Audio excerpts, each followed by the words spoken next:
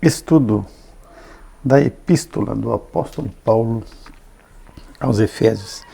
Eu havia parado no último áudio, no capítulo 6, no verso 10, e aí falava sobre se fortalecer em Deus. E tudo que Paulo está trazendo, ele está trazendo de uma maneira que é impossível.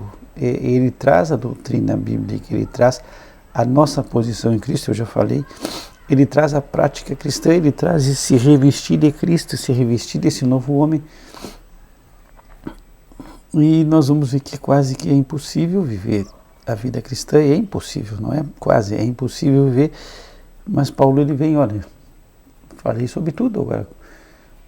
No demais, alguma coisa que alguém queira acrescentar é se fortalecer em Deus, é estar forte em Deus, não é na tua força,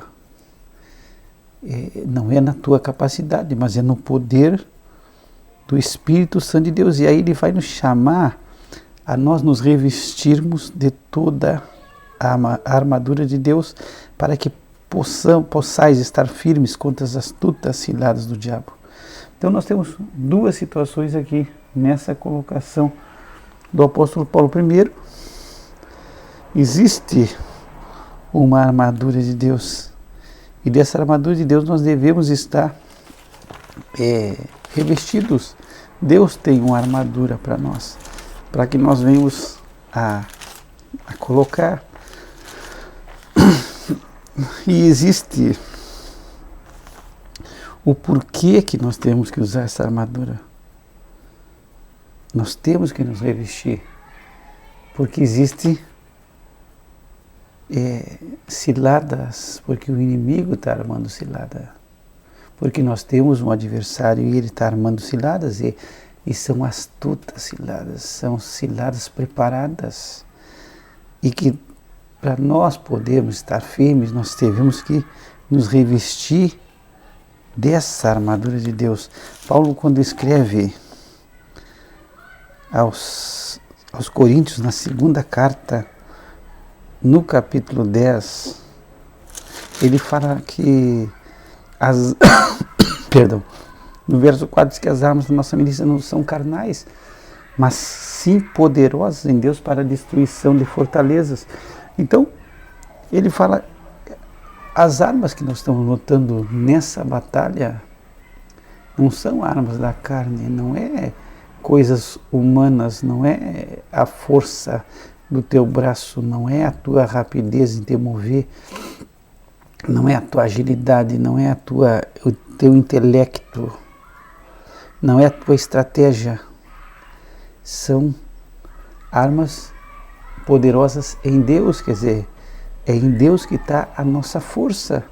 E essa força que vem através do Senhor, pelo Espírito Santo que habita em nós, é que vai destruir as fortalezas do inimigo, que vai destruir argumentos e toda altivez que se levanta contra o conhecimento de Deus, e vai levar cativo todo o entendimento à obediência de Cristo. Então, é necessário que nos revistamos. E aí é se revestir de Cristo, é se revestir dessa armadura que Deus tem para nós. Lembra que Paulo está numa casa. Ele alugou uma casa, mas ele é um prisioneiro, ele é o prisioneiro de Cristo. E ele está juntamente com um soldado, ele está um soldado continuamente ali, da guarda. E ele diz que a guarda era a guarda pretoriana, eles estavam sempre com Paulo, um guarda diariamente, e aí só mudava o guarda, mas tinha sempre um guarda, e Paulo estava preso a um guarda, numa casa alugada. E esse guarda romano, esse soldado romano, ele tinha a sua vestimenta, e quem sabe, vendo essa vestimenta do soldado romano, Paulo fala pelo Espírito de Deus que Deus também tem, assim como esse soldado romano que está pronto para lutar e é um guerreiro, Paulo também tem o discernimento dado pelo Espírito Santo que Deus também tem uma armadura para nós, para que nós possamos ficar firmes. E ele nos chama a que nós venhamos a usar essa armadura. Então tu vai ter que te revestir dessa armadura de Deus, e depois ele vai, a partir do versículo 13, ele vai começar a dissertar sobre os componentes dessa armadura de Deus. Mas por que se revestir? Porque existem ciladas, armadilhas que o diabo prepara a cada dia. E se tu quiser estar firme, tu vai ter que te armar, tu vai ter que te vestir, tu não vai ter que andar desprotegido. Essa armadura é uma proteção, é uma proteção de guerra, é uma proteção que um soldado usa para que ele possa combater. Qualquer militar, ele tem a sua roupa, ele tem a sua vestimenta, e é um vestimento especial para combate. Então Paulo está dizendo, nós estamos combatendo, estamos fortalecidos em Deus. Agora não pensa que a vida é um céu. Nós temos uma luta, e é diária. E aqui ele apresenta um inimigo que é astuto. Desde lá do Éden, diz que a serpente era a mais astuta entre os animais. Se tu pegar lá, era capítulo 3 de Gênesis, diz: ora, a serpente era mais astuta do que todos os animais do campo que o Senhor Deus tinha feito.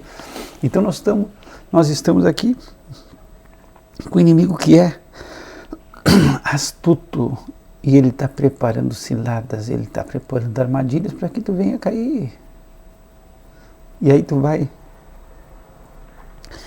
te revestir dessa armadura de Deus. E aí Paulo diz no 12 que nós não temos que lutar contra carne e sangue. Essa luta não é contra pessoas. É o que Paulo está colocando. Tu não está lutando humanamente, tu não está lutando contra uma pessoa carnal.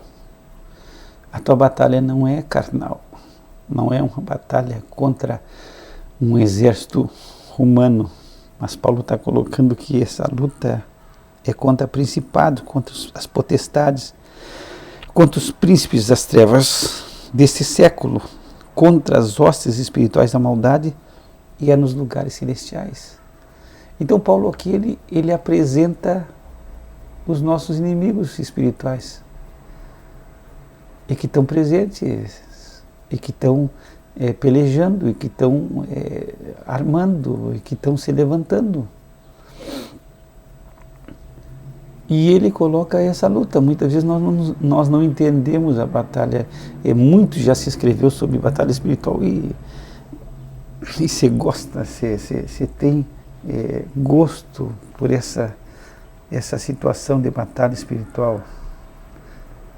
Você gosta de tratar desse assunto, batalha espiritual.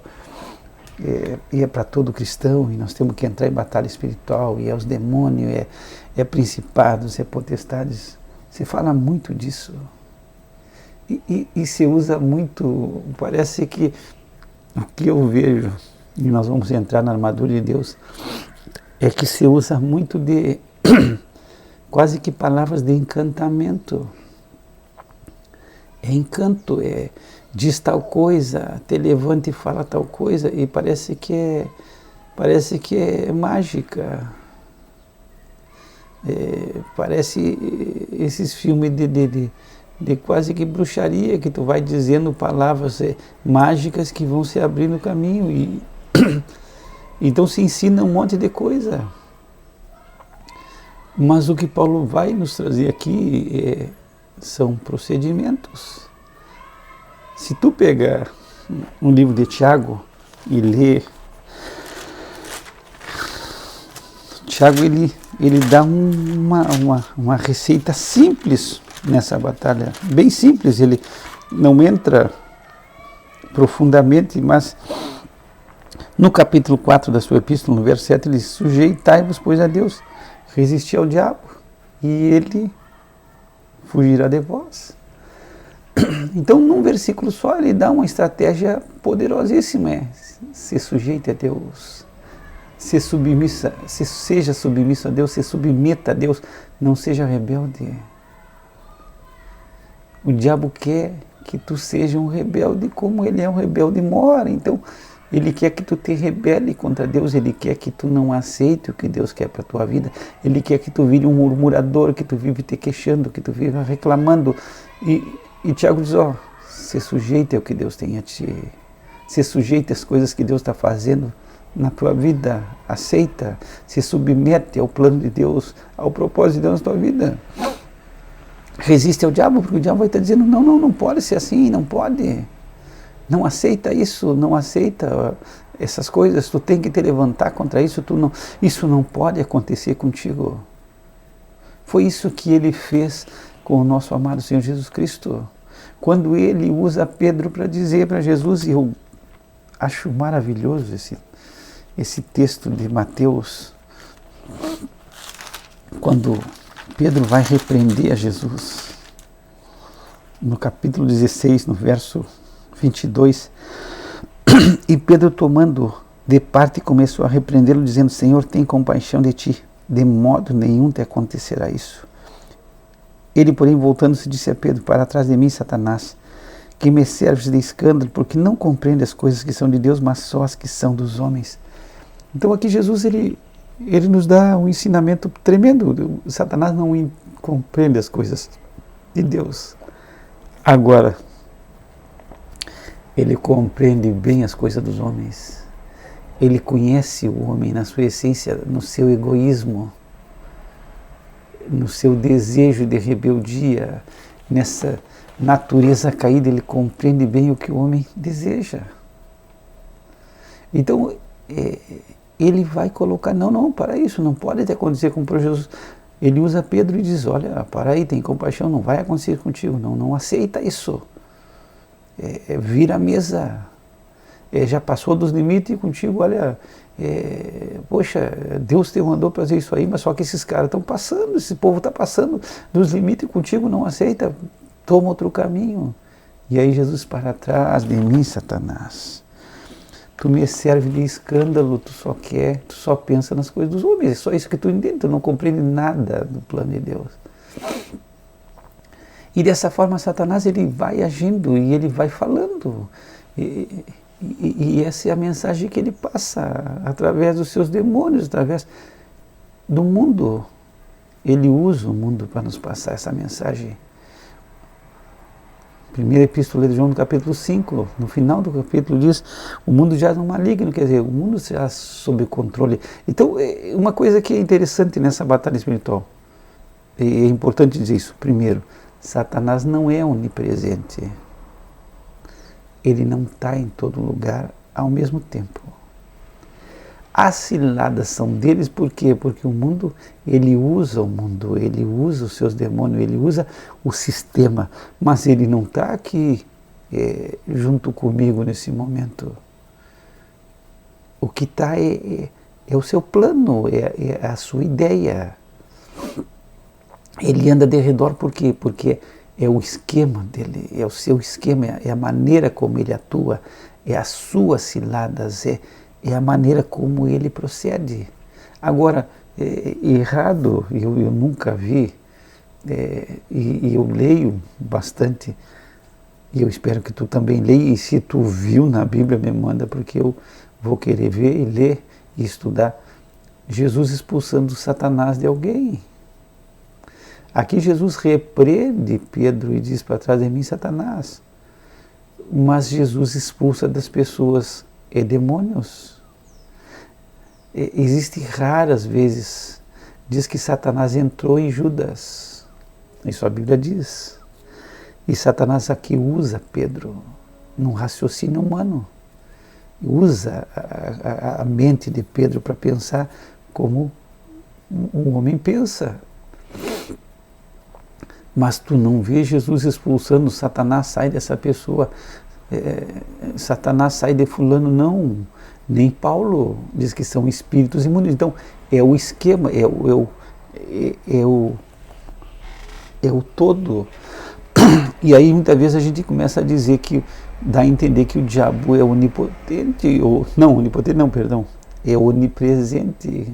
Ele está em, em todo lugar, é a presença em todo lugar. Ele estaria presente, não, isso é mentira. Satanás está num lugar de cada vez. Se ele está nos acusando de Deus, ele está nos acusando de Deus. Se ele está agindo em algum lugar no mundo, é num lugar só. O que é que tu precisa entender? Que é o esquema, é o sistema, é satânico, é diabólico. Então são ciladas que o diabo monta. E aí nessas ciladas ele usa o mundo. O mundo está na mão dele. Então ele usa o mundo e usa os seus demônios. Tu pega Apocalipse e fala de 200 milhões e você crê que um exército de 200 milhões se sejam de demônios que saem do abismo. E em Apocalipse tu vai ver também que, aparece no capítulo 12, que quando o dragão ele cai, ele arrasta 1/3 dos anjos. Nós não temos condição de saber quantos anjos Deus criou. Mas estudando pelo Apocalipse, tu vê que são milhões e milhões, quem sabe bilhões de anjos. E esses, se tu raciocina 1/3, não deve ser pouco demônio que caiu. E existem os demônios que estão agindo na terra e existem os demônios que estão no abismo. Isso aí nós estudamos no Apocalipse, que vão sair do abismo. E parece que no Apocalipse, no capítulo 9, é que quando Satanás ele recebe, ele lhe entrega a chave do abismo e ele vai liberar os demônios. É no capítulo 9 que vão sair do abismo e vão ter um demônio-chefe, um rei do abismo, o anjo do abismo que vai comandar, que é o Apolion, o Abaddon, que é destruidor. Esse termo do grego, Apolion, é destruidor. Então, são milhões e milhões. Agora, Satanás não está aí junto contigo, não está aqui não está na tua cidade, com certeza. Ele gosta de estar na presença de Deus acusando, atacando. Agora, ele não é onipresente e ele não é onisciente. Ele não sabe tudo. Ele não está presente em todo lugar. Muitas vezes se crê uma crença furada e que não é bíblica. Primeiro, de um dualismo, que é como se fosse assim, um equivalente, uma força do bem, uma força do mal. Não existe isso. Deus é infinitamente superior a tudo. Deus é o Criador. Satanás é um ser criado. Ele não tem o poder de Deus, não tem a força de Deus. Mas embora Deus permita que ele tenha um certo poder, que Deus usa. E aí eu gosto de dizer, porque é incrível, na mente cristã se cria uma fantasia que vem da doutrina grega, dos deuses, o Hades, que é o inferno, que seria controlado por Satanás. E aí já se viu pessoas que dizem que foram arrebatadas e tiveram no inferno e os demônios estavam lá comandando. Isso é furadíssimo, biblicamente não tem respaldo. Os demônios que se encontram no abismo estão presos. Quando Pedro fala do Tártaro, é o lugar do grego, é o lugar mais profundo do abismo. E eles não estão lá de rei, de dono, eles estão presos, encarcelados. E Satanás, quando vai ser lançado no abismo, não é lá para ele ficar de rei. Não é que Deus deu um reino para ele, o inferno tu domina. Não. Deus domina sobre o céu, terra e mar e sobre o inferno, sobre tudo. Então você crê muitas vezes assim, o inferno, e aí um irmão tem uma revelação que viu e lá os demônios estavam atormentando as almas. Isso biblicamente é furada. Não existe isso. Não existe. Deus é que comanda, Deus é que controla tudo. Os demônios não estão de rei. E quando houver o lago de fogo na condenação, lá em Apocalipse, a partir do capítulo 21, se não me falha a memória, não vou lá abrir agora, mas eu acho que é 21, depois tu olha, a partir do 20, Satanás não vai ser o rei do lago de fogo, ele é o preso número 1, ele vai estar na pior no pior lugar do lago de fogo. Então você crê muitas vezes no meio cristão, primeiro que Satanás se encontra em tudo que é lugar. Isso não existe, ele não é onipresente. O que existe é um sistema diabólico. Tudo bem. Segundo, Satanás não é o rei do inferno. Esse anjo do abismo, ele está lá, ele vem trazendo demônios, mas ele não está lá de dono do inferno, ele está preso, eles estão presos. Tanto que quando Jesus, me parece que Lucas comenta que Jesus vai expulsar os demônios de um certo homem. Eu vou pegar aqui, eu não estava prevendo isso. E a primeira coisa que eles pedem é que Jesus não os lance no abismo. Se o abismo fosse um lugar de festa, que eles estivessem lá de dono, eu não estava pensando nisso. Não sei se eu vou achar aqui, vou tentar achar rapidamente. Mas eles estão pedindo para Jesus, não nos lança no abismo. Por quê? Porque um abismo é um lugar de prisão e tem demônios que estão presos. Agora, por que nós não sabemos? Aqui, eu achei rapidamente, graças a Deus. Deus seja louvado. Lucas 8, 31. Quando um demoniado é curado, e aí diz, no verso 31, e rogavam-lhe que os não mandasse para o abismo. Então o abismo, se fosse um lugar, é lugar da arena essa história. Era uma legião, muitos demônios, e eles pediram a Jesus, não nos lance no abismo, porque o abismo é um lugar de prisão para os demônios. Se fosse um lugar de festa, não, nós vamos para lá, ficar de dono, só incomodando as almas. Os demônios, não manda para o abismo, lá está legal. Não, eles não nos mandam para o abismo, nós vamos ficar presos. Então existem demônios que estão soltos e demônios que estão presos. Na grande tribulação, eles vão ser, os que estão no abismo vão ser soltos. Também fala no livro do Apocalipse que tem, vou olhar também, porque 4 demônios que estão presos junto ao rio Eufrates e que também vão ser soltos.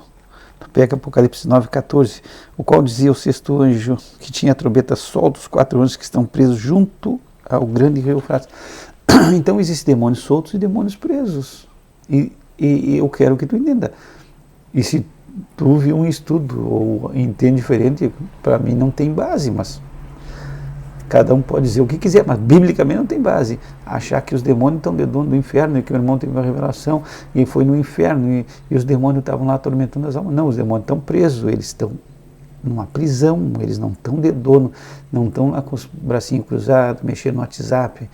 Atormenta aquele ali agora, olha aquele ali está saindo do fogo. Não existe isso, biblicamente não, eles estão presos e eles vão ser soltos. E aí tem outras coisas que são importantes também, que aproveitasse esse gancho aqui. Existe só 4 anjos nomeados na Bíblia, por nome. 2 anjos eleitos e 2 demônios, e 2 caídos. É o arcanjo Miguel e Gabriel. Não existe outro anjo de Deus que se nomeie na Bíblia. E aí, hoje diz, eu nunca vi isso, mas diz que existem livros, existem coisas, teorias, e aí entra em toda a ideia, livros que inventam, e aí nomes, não sei o que, de anjos, e Rafael, e Uziel, e não sei quem mais, mas isso é furada, não é bíblico, isso é invenção. Pode ter um anjo Rafael, pode ter, porque são bilhões, eu acredito, de anjos, mas não é bíblico. É só Miguel e Gabriel nomeado, é mencionado por nome. E depois nós temos Lúcifer, que é o Satanás, e nós temos o Apolion, que é o anjo do abismo. Só esses 4 são nomeados por nome na Bíblia. Não tem outros que tenham recebido nome, não tem. Agora, tem um que se diz que é legião, com Jesus expulsou legião, por quê? Porque ele diz, nós éramos muito. Uma legião romana era por volta de 5.000 soldados. Então ele disse, quando Jesus pergunta qual é o teu nome, ele diz, é legião, porque nós somos muito. E aí quem sabe, não, então tem legião, então pode ter, vamos botar legião, então nós temos 3. mas legião era pela quantidade de demônios que ele tinha. Por isso se chamavam legião, nós somos mais de 5.000. Então não existe outro. Outra coisa, não existe outro arcanjo nomeado na Bíblia, embora que eu já vi estudo até de pastores famosos dizendo, chamando Gabriel de arcanjo, mas a Bíblia não diz. A Bíblia só nomeia um arcanjo, que é Miguel, o arcanjo. Não existe outro que a Bíblia fala, e quando fala de Gabriel, fala de anjo. Existe uma tradição judaica que diz que existem 7 arcanjos que estão na presença de Deus, mas isso é tradição, isso não é bíblico. Isso é uma tradição, pode ser, pode, mas a Bíblia só nomeia um arcanjo, então eu não posso, quando eu orar, dizer, Senhor, os arcanjos, não, eu só sei que existe um. Pode existir mais? Pode, mas não é bíblico. Biblicamente só se nomeia um. E o que é um arcanjo? A palavra Miguel é quem é como Deus. É do grego, me parece que é Micael, do grego, ou Michel. É alguma coisa assim, do grego, é o nome dele. É Michael do grego e Micael do hebraico. E é quem é como Deus. Isso significa o nome Miguel. E aí tem outra coisa interessante. Arcanjo Miguel. A gente fala do arque. Arque é principal. Então é o principal anjo. É o anjo principal. Ele é considerado no livro de Daniel como um príncipe. Então ele é o principal anjo. Arque é o principal. Do grego vai designar o principal anjo. Esse é Miguel. Então nós temos que lutar contra esses seres espirituais. E aí no próximo áudio nós vamos entrar. Tem tempo ainda, nós podemos entrar aqui para nós ganhar tempo. Nós vamos entrar nessa luta que é contra principados. E aí nós vamos falar sobre esses governadores. Então há indicações que existem organizações entre os anjos bons. Quer dizer, se nós falamos que do arcanjo Miguel, ele é o anjo principal, ele é o príncipe. Nós temos os serafins, que significa ardentes do hebraico, ou irradiadores da glória de Deus, brilhantes de Deus. Nós temos os querubins. Então a indicação que existe organização entre os anjos. Paulo fala muito sobre tronos, domínios, principados e potestades, como fala aqui, poderes. E também isso deve incluir anjos bons, porque ele diz que ele quer fazer notório através da igreja principados e potestades. Então, alguns momentos a gente vai ver que se refere a anjos maus também. Então vai haver uma hierarquia de anjos de Deus, dos anjos eleitos, e também vai haver aqui, pelo que dá a entender, uma hierarquia de anjos maus. E aí nós vamos entrar rapidamente aqui, desses principados, potestades, os príncipes das trevas, das hostes espirituais da maldade, e nos lugares celestiais. Então, vamos só, se puder anotar, nós temos tronos, que do grego é tronoi, e vai se referir aos seres angélicos, cujo lugar é a presença imediata de Deus. Então, aqui são anjos bons. Esses anjos estão investidos de poder real que exercem sobre Deus. Nós temos também a palavra domínios, que é kuriotetes, do grego. E aí, parece, isso aí é um livro de teologia que explica que estão próximos dos que estão perto de Deus em dignidade, tão próximos, mas não são acima dos tronos. Dos principados são archai, e aí parece que são governantes sobre povos e nações distintas. Assim como tu lembra que Miguel é príncipe de Israel, conforme Daniel, lembra que no livro de Daniel, Daniel escreve sobre o príncipe da Pérsia e o príncipe da Grécia. Então parece que tem um príncipe para cada principado. Então seriam como demônios, como nós temos esse anjo do abismo, que seria o anjo que lidera os anjos do abismo, então seria príncipes. Não vamos entrar agora em Daniel, mas Daniel fala, quando Gabriel vem trazer a mensagem, o anjo Gabriel vem trazer a mensagem de Deus para Daniel, ele diz que o príncipe da Pérsia impediu, e ele teve que lutar, e que Miguel teve que ajudar ele. Então não pode ser um homem que parou o anjo. Aqui é de um ser espiritual, porque nós vamos entrar aqui em principados. É um príncipe, é um demônio poderoso que domina sobre outros, que tem ascendência sobre outros demônios. Os poderes ou as potestades que fala aqui, do grego ejousiai, e aí são autoridades subordinadas que servem sob a ordem dos principados. Então isso aí são ideias. Essas hostes espirituais seriam os soldados, os demônios, aqueles que cumprem as ordens. Então existe uma hierarquia. A Bíblia dá a entender isso, uma hierarquia tanto de anjos eleitos, anjos de Deus, como uma hierarquia satânica. Então Paulo diz, nós temos que lutar contra principados. Então existem príncipes, e aí nós temos isso a certeza, porque em Daniel fala que o anjo Gabriel, ele diz que, olha, o príncipe da Pérsia me resistiu, não pode ser um homem. E depois diz, depois tem o príncipe da Grécia. Então existe, parece que, demônios que atuam em determinados lugares, como um principado, que é um demônio que é príncipe demoníaco naquela região. As potestades seriam esses poderes que estão sobre a autoridade desse príncipe demoníaco. As hostes espirituais não dá a entender que são soldados. Isso aí é um entendimento. É um entendimento. E aí essa é a luta que nós temos. E são nos lugares, Paulo diz que é nos lugares celestiais. Ele não é... Eles estão agindo no ar. É nesses lugares. Paulo fala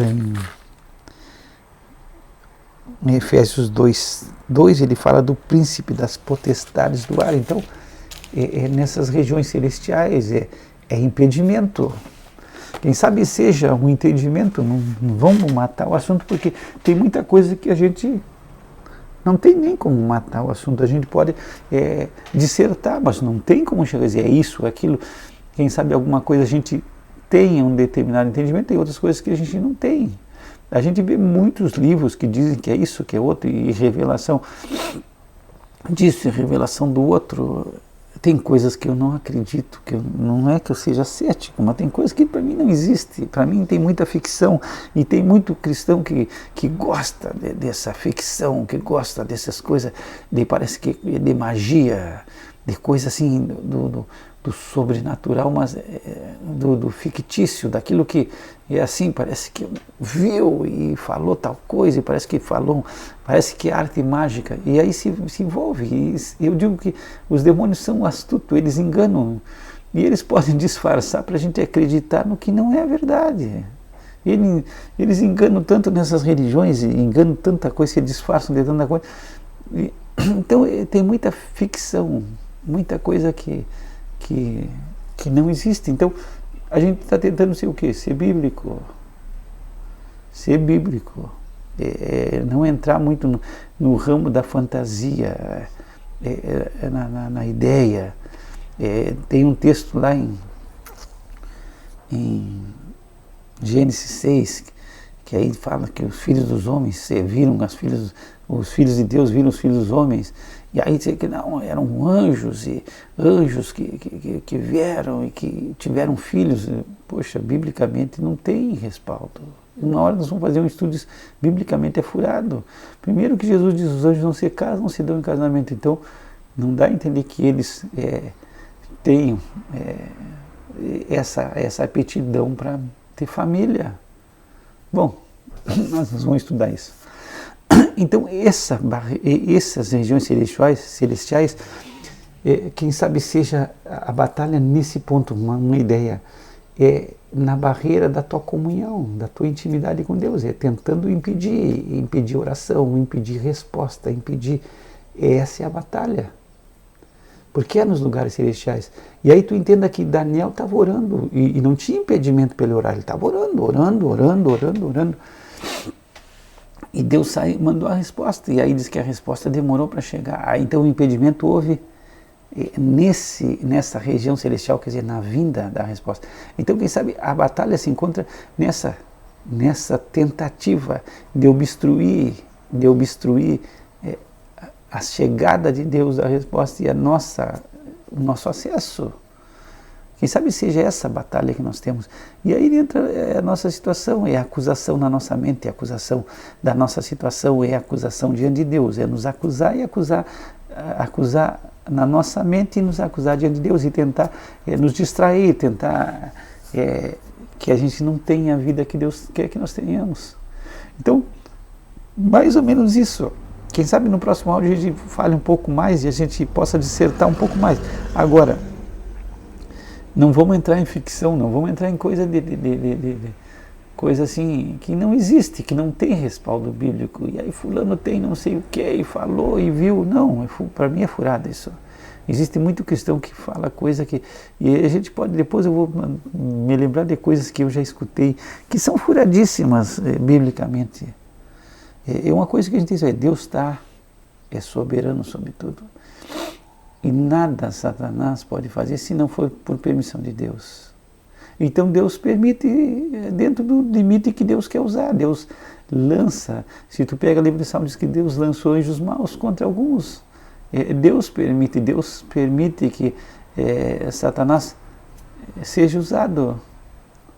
E o seu sistema contra nós. Paulo fala isso em Coríntios. Ele diz, olha, eu tenho um espinho na carne, um mensageiro de Satanás, que é um anjo de Satanás.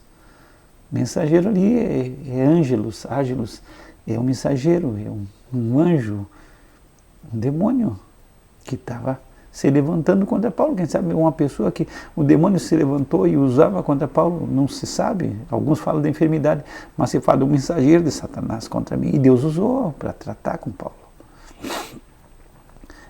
Então o que nós temos que entender nessa batalha é que Deus está no controle de tudo. Isso que é importante. Pai, nós te damos graça pela Tua palavra e nos ajuda a entender essa parte espiritual que muitas vezes, Senhor, tem tanto engano, tanta ficção, tanta história, mas nos ajuda a ser bíblicos, cristãos bíblicos, e tem muita coisa que não é. Agora, Senhor, nos ajuda a resistir ao diabo e a ser submisso a Ti sempre, para a Tua glória em Cristo Jesus. Que o Senhor te abençoe e te guarde, que o Senhor faça resplandecer sobre ti o seu rosto e tenha misericórdia de ti. Que o Senhor levante seu rosto sobre ti e te dê a paz. Graça e paz da parte de Deus nosso Pai e do Senhor Jesus Cristo.